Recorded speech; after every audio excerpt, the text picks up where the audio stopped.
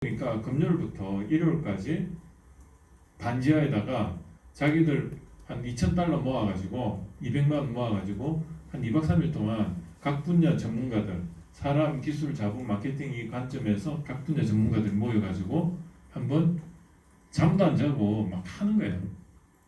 돈도 없고 하니까 2박 3일 동안 지금으로 말하면 뭐 위워커라든지 아니면 토즈 이런 데 모여가지고 하는 거예요. 그래가지고 시제품 프로토타입, 시제품은 여기고 프로토타입을 만들어서 그걸 가지고 뭐죠? 하다 보면 생각도 못한 다양한 문제점도 발견이 되고 거기서 뭔가 안목도 생기고 그래서 여기를 압축 경험을 하는 거예요. 압축 경험을 해서 그걸 가지고 사업 계획서를 만드는 거예요.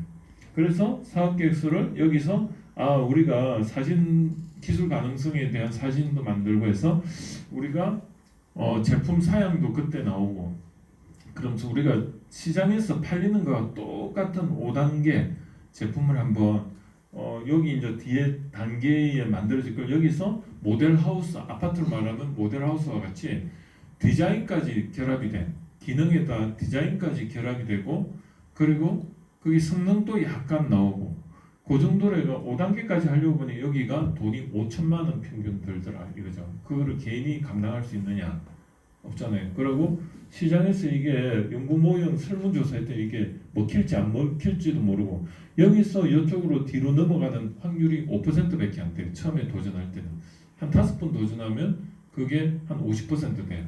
그런데 5번 도전하는 사람의 그 역량은 여기로 넘어가는 게 50%인데 처음 도전한 사람은 5%밖에 95%는 이거 내가 생각했던 거하고 다르네. 제품으로서 안 되겠어. 이런 사람들이 다시 이쪽으로 넘어가는데 그런 실패 비용이 굉장히 큰데 그거를 자기 돈으로 해야 돼.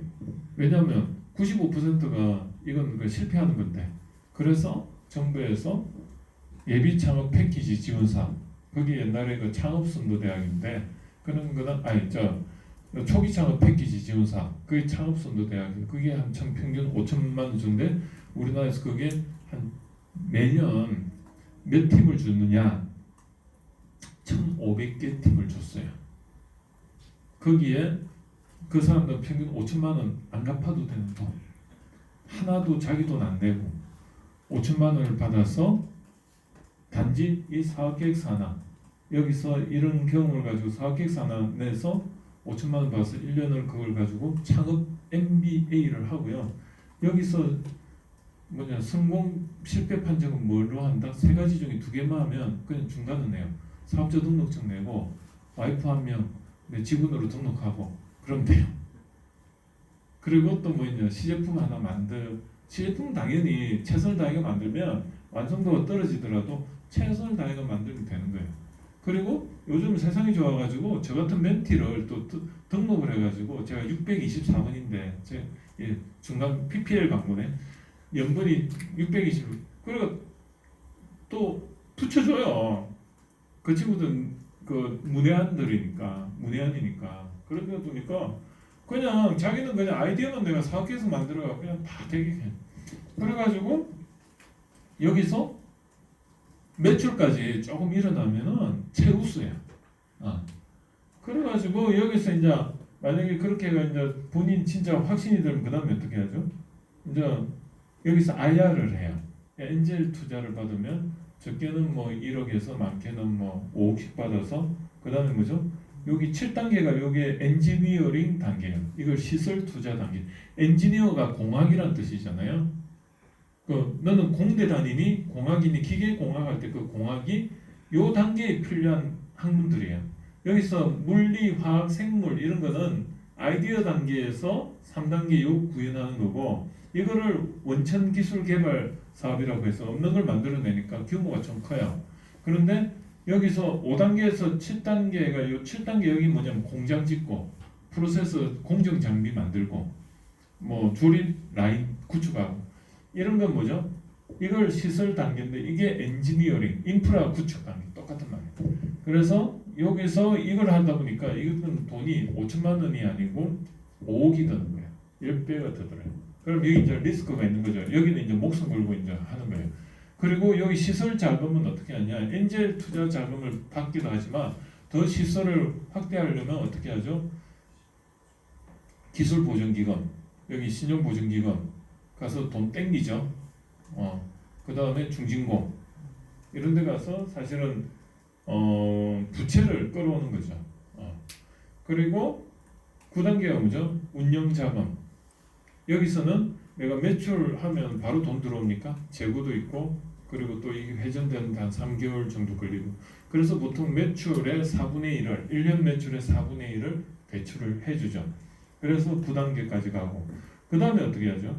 그 다음에 이제 10단계가 되면 매출은 이제 여기서 이제 일어나기 시작해요. 요렇게 여기서 이제 이렇게 매출 여기서 보면 여기 이제 이렇게 또 이제 매출이 여기서 이렇게 여기서부터 이제 내가 매출이 일어나기 시작하는데 요 매출이 여기 좀 그림이 살짝 좀 잘못됐어요.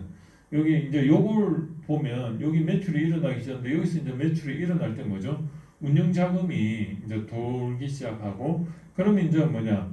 그런데 시스템적으로 인적 구성이나 이런 게 체계적으로 돼 있겠습니까? 안 돼 있죠.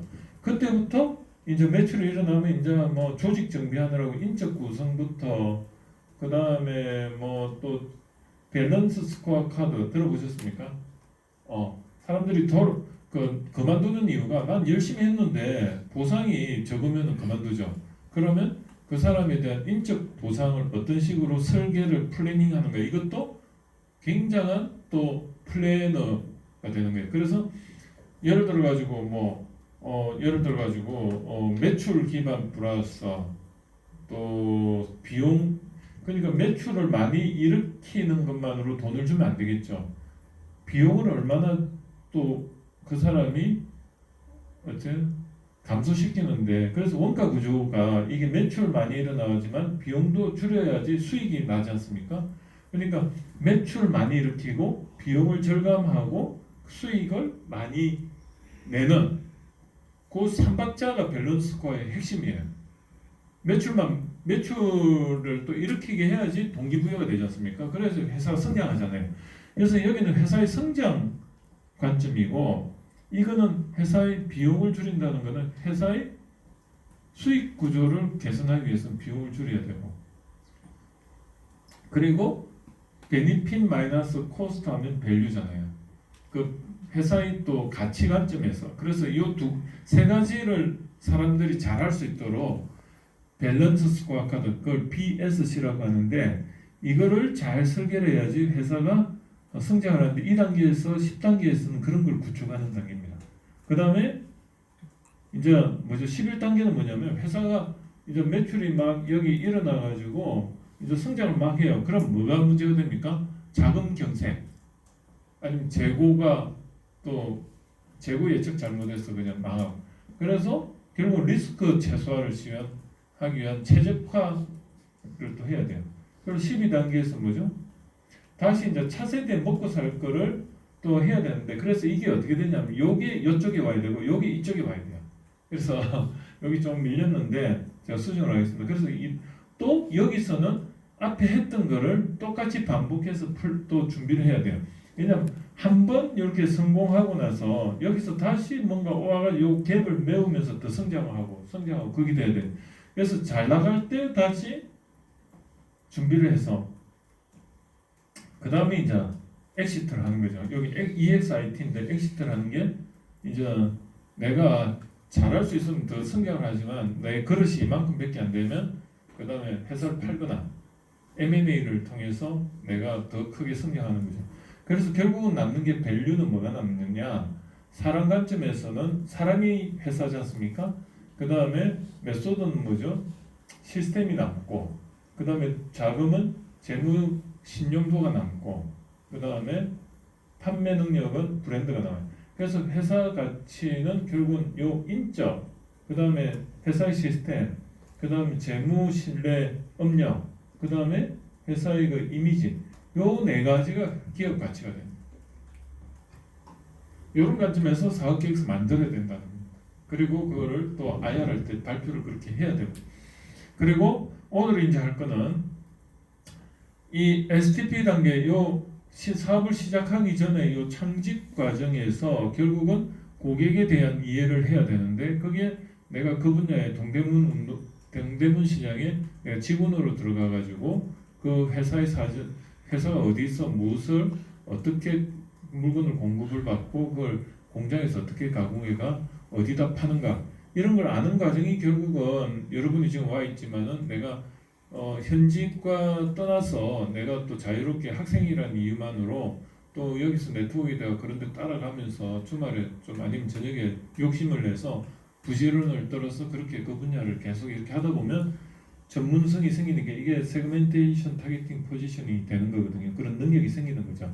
그거를 이제 알아내는 이런 룰들인데 이거를 제가 좀 이야기를 하면 여기 아까 그 설명했던 내용들입니다. 그래서 0단계 이 STP 전문가 과정에서는 고객을 발굴하는 게 굉장히 안목이 있어야 되는데 요 단계가 창직 단계인데 여기에 보면 경력 개발 과정, 유통, 판매, 경험을 통해서 시장 현황에 대해서 통찰력 필요. 요 단계를 여러분이 지금 하고 있는 겁니다.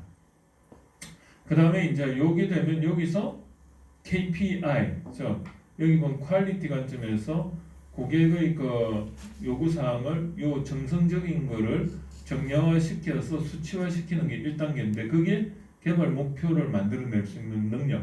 그 다음에 거기에 대해서 물어볼 수 있는 네트워크 능력이 필요하거든요. 이게 결국은 1단계예요. 그게 우리 리스타트 제가 1학기 때 강의했던 게 요 영역을 가지고 강의를 했던 겁니다. 그 다음에 여기 보면 이제 3단계가 기술 확보를 해서 연구 개발하죠. 그게 이제 여기 보면 뭐 이렇게 나와 있는데 여기 작아서 저도 안 보입니다. 그 다음 5단계가 뭐냐면 시제품을 만드는데 요 중간에 뭐냐면 기술을 또 테스트를 하고 또 시제품을 만들고 그래서 여기서는 시제품을 만드는데 저비용으로 이걸 구현할 수 있는 솔루션을 확보를 하고 그 다음에 요 시제품을 가지고 시장에 샘플을 한번 풀어보니까 연구 설문지 돌리는 것 같아요. 고객이 반응이 있는지 확인을 하는 거죠. 요걸 5단계라고 해요. 그래서 우리가 기술 사업화 9단계라 해가지고 이걸 TRL이라고 해요. 기술 사업화 9단계를 우리는 TRL이라고 하는데 TRL 테크놀로지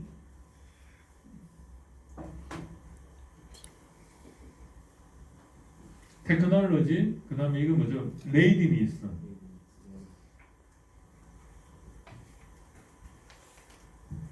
이게 뭐죠? 레벨 이게 뭐냐면 기술 준비도가 정확한 말인데 이게 갑자기 한국말로는 기술 성숙도로 머추얼이라는 뜻으로 바뀌었어요. 그러니까 처음에 이렇게 이야기하다 보니까 그냥 이게 통용이 된 건데 기술 사업화는 기술 성숙도 해가 이게 9단계가 아까 저기 보면 1단계부터 9단계까지 있죠. 그래서 이게 결국은 제품이 판매되기까지 기술 제품을 기획 단계에서 이렇게 똑똑똑똑똑 9단계까지 하는데 이런 단계가 있어요. 그래서 요거는 제가 강의를 하면서 계속 반복을 해서 더 디테일하게 갖고 오늘 레이아웃을 이야기하는 겁니다. 그 다음에 이제 요 단계에서는 뭐죠? 부담 없이 할 수 있는 단계예요.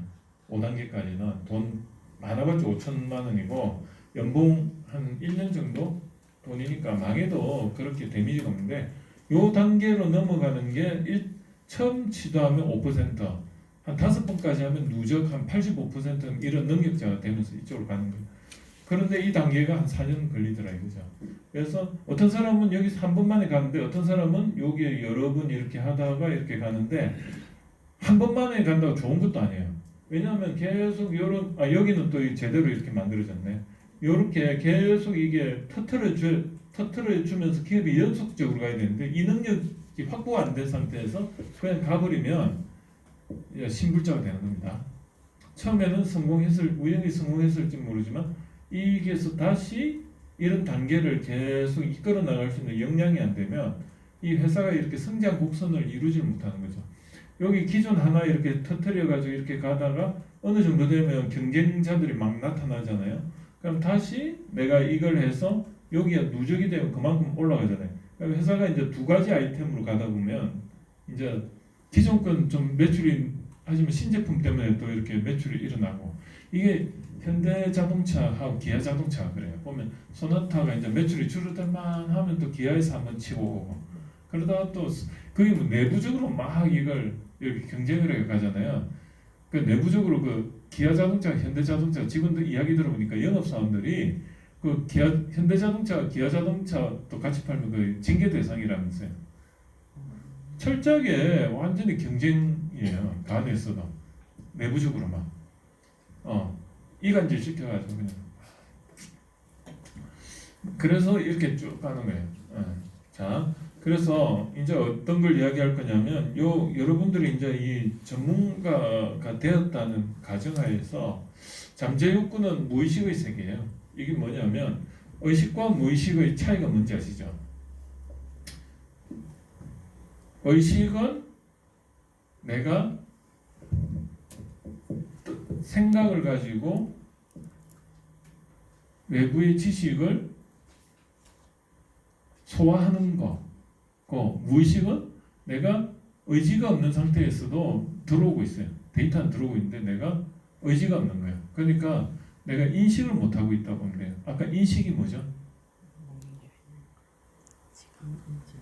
각인시키는 능력인데 그게 있을 때 의식이 있다고 하고, 각인시키는 머릿속에 그물로 그거를 이렇게 처리를 못하고 그냥 바이패스가 되는 게 무의식이라고 합니다. 그래서 우리가 이 시신경이 굉장히 중요한 게, 이 눈으로 들어온 정보가 시각 하부의 시신경 처리가 어떻게 되냐면 후두부에 여기 시신경 처리부가 있어요. 이걸 통해서 다시 내 앞으로 가는데, 여기 들어와 가지고 이게 바이패스가 돼가 여기 생각이라는 그런 필터망을 거르지 않고 그냥 바로 내로가 축적이 되면 그게 무의식이 되고, 이게 한번 이렇게 어떻게든 끌고 들어가서 내가 나의 지식 체계를 한번 스치고 지나가면 이게 의식인 거예요. 사람이 왜 위대하냐면 어릴 때부터 그 정보가 뇌에 다 축적이 되는데 그 데이터 양이 얼마나 되겠습니까? 그걸 다 기억하고 있는 거예요. 단지 내가 무의식적으로 그냥 바이패스 된 거는 거기에 꼬리표가 안 달려 있으니까 인출이 안 되는 거예요. 그걸 우리는 컴퓨터에서 뭐라고 하죠? 레지스터, 등록시킨다 이 뜻이거든요. 예약하다, 레지스터리라고 해요. 그걸 우리는 태그라고 이야기 들어보셨어요? 다 같은 말이에요. 그러니까 컴퓨터가 사람의 인지 체계를 그대로 모방합니다. 그래서 수면에 보이지 않는 실체를 이해할 필요가 있다죠. 우리가 그 문화라는 것은 결국은 생각의 체계와 뭐죠? 관습이라는 그 결과물, 눈에 보이는 유형과 생각의 체계 무형인데, 그 생각의 체계가 뭐냐면 어떻게 형성이 되냐면, 그 생각의 체계를 봤더니 외부로부터 우리는 그 문화에 노출이 되어 있다는 것은 결국은 내가 완전히 그냥 의식을 하든 무의식을 하든 정보는 내 머릿속에 계속 들어가고 있다는 겁니다. 그래서 이 사람들은요, 욕구 체계가요, 내가 무의식 체계에서 나오는 줄 사람들은 몰라요. 왜냐하면 레지스터리가 없으니까 내가 뭔가 원하는 건 있는데 인출이 안 되니까 머릿속에서 뭘 원하는데 내가 나를 모르는 거예요. 그게 소비자 경영지도사의 그 소비자 행동론의 핵심입니다. 이거 다 시험이에요, 시험. 결국은. 그래서 이런 체계를 알면 그걸 보면 이해가 되는데 그냥 그걸 무조건 외우면 어떤 사태가 벌어지냐면, 척추가 없는 상태에서 그냥 영양분을 들이다면 그게 어떻게 돼요? 정신병이 오는 거예요. 정리가 안 되니까 오히려 정리되지 않은 뭔가가 이렇게 많이 들어와 있으면 사람이 돌아버리는 거예요. 그러니까 정리가 머릿속에 되면서 이게 이거를 음식이 얹히듯이 이게 그 지식이 얹혀버리면 그 다음부터는 헛소리가 나요. 왜냐하면 그게 그거 같으니까 계속 뭔가 알 건 같은데 정리가 안 되니까 그게 자기끼 안 되니까 말은 막 나오는 거야. 그런데 이게 굉장히 심각한 거죠. 그럼 뭘부터 해야 돼요? 의사들이 들어주면서 그걸 다 뱉어내게 해서 어떻게든 해소를 시켜줘요. 그 자기가 스스로 그걸 정리하게끔 하기 위해서 뭐가 필요합니까? 명상. 그래서 명상이 중요합니다. 그래서 자기가 무의식 체계가 하루 종일 뭔가 들어왔는데 이거에 대해서 정보가 정리가 안 돼요. 난 의식으로 해가 그런 마음으로 내가 내 지각을 가지고 내가 그 정보에 대해서 인식을 한 건 요정력인데 그렇지 않은 부분이 하루 종일 더 많다 이거죠. 근데 이게 나도 모르게 머릿속에 좀 쌓인 거예요. 그 지각 체계에 의해서 척추에 그걸 정리를 해놨어야 하는데 정리 안 된 게 더 많아요. 그럼 이거 어떻게 해야 돼요?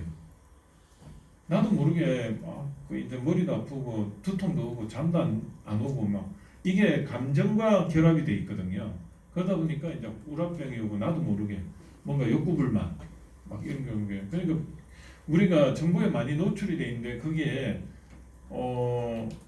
정리가 안 된 게 더 많은 거예요. 그래서 시골에 살면은 이런 부분이 심플하죠. 그러니까 머리가 맑으니까 잠도 잘 오고.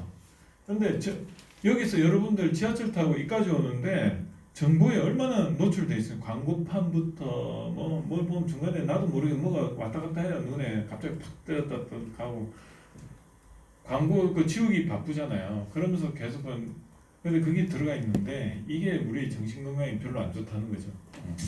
그래서 스티브 잡스는 그렇게 이야기했어요. 고객은 자신이 무엇을 원하는지 잘 모른다. 고객은 자신이 원하는 것을 어떻게 설명해야 하는지 잘 모른다. 포커스 그룹에 맞춰 제품을 디자인하는 건 진짜 어려운 일이다. 대부분 자신들은 자기가 원하는 것을 보여주기까지는 알지 못한다. 이 말이 뭐냐면 무의식체이기 때문에 그래요. 그래서 광고라는 것은 원하다 안 하는 그 사람한테 자꾸 이렇게 지각을 비껴가면서 그거를 모르게 계속 주입하는 거예요. 그게 광고예요. 그래서 사람 정신병자 만드는 거죠. 그래서 그 안에 보니까 인간의 욕구라는 게 있는데 이게 결국은 이 욕구입니다. 이게 욕구 체계를 봤더니 그 욕구에 의해서 또 이 그 의식과 무의식적으로 들어오는 정보들이 다 욕구와 관련이 있는데 그 인간의 그 욕구에 따라서 인지가 되기도 하고 안 되기도 하고 그렇더라는 거예요. 지각 체계도 인간의 욕구를 떠나서는 이게 자유롭지 않고 그래서 그 인간의 그 욕구를 한번 보니까 메솔 욕구 단계에서 보면 생리적 욕구 이게 뭐냐면 의식주거든요. 좀 물질적인 거예요. 문화로 말하면 그 눈에 보이는 그 문화의 결과물이죠. 5분만 쉬었다 할까요? 네. 예, 5분만 쉬었다 하시죠.